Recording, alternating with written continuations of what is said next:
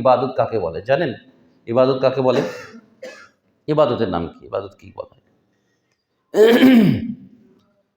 ইবাদতের ব্যাপারে ইমাম ইবনে তাইমিয়া রাহিমাহুল্লাহ বলেছেন,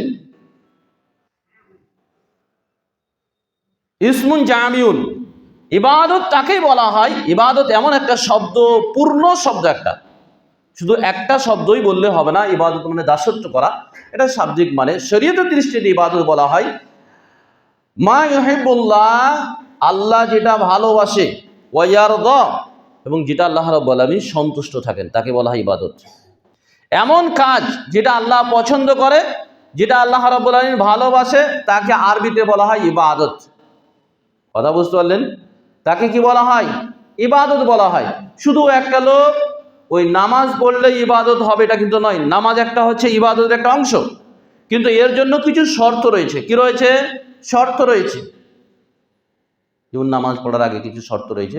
তো ইবাদতের জন্য যত, এমনকি রাস্তা থেকে আপনি কষ্টদায়ক যে জিনিস হটিয়ে দিচ্ছি, এর জন্য রয়েছে। আর আপনারা একাধিকবার হাদিসটা শুনেছেন, সেটা হচ্ছে ওই রমজান মাসে খুব ইমাম সাহেবরা বলে থাকেন, সেই বুখারী মুসলিমের হাদিস, মান সামা রমাদানা ঈমানান ওয়া ইহতিসাবান গুফিরা লাহু মা তাকাদ্দামা, যে ব্যক্তি ঈমানের সঙ্গে এবং নেকির আশা নেই, ঈমানের সঙ্গে নেকির আশা নেই, যে ব্যক্তি ঈমানের সাথে নেকির আশা নিয়ে জানাজায় শরীক হলো, যে ব্যক্তি ঈমানের সাথে নেকির আশা নিয়ে লাইলাতুল কদর জাগলো, যে ব্যক্তি ঈমানের সাথে এবং নেকির আশা নিয়ে যে ব্যক্তি কি করলো, আল্লাহ রাস্তায় জিহাদ করতে গেল, তার সব গুনাহ মাফ হয়ে যাবে।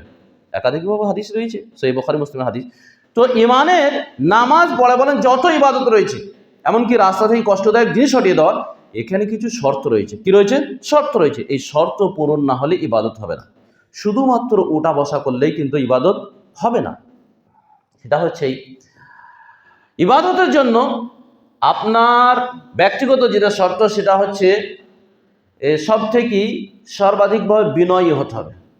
কথা বুঝতে পারলেন? যখন আমরা ইবাদত করতে আসবো মসজিদে, আজ আহলে হাদিসরা বেশিরভাগ সব দেখছি ঝগড়া করতে বাহাদুর, মসজিদে মাদ্রাসা সব জায়গাতে ঝগড়া করছে, হ্যাঁ, এবং দলবাজি সব চলছে। এবার বাঙালিদের আরও বেশি।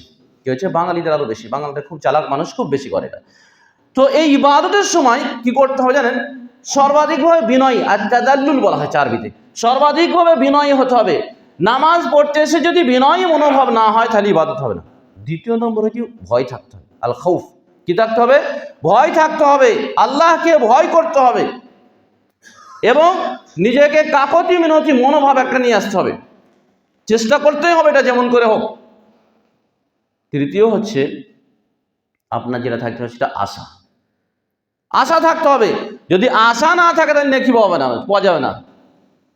যদি নেকির আশা না থাকে, নেকি পাবে না। একটা লোক ধরেন যাকাত বার করলো অথবা সাদকা করলো, মনে করেন আপনি 10 টাকা দানই করলেন।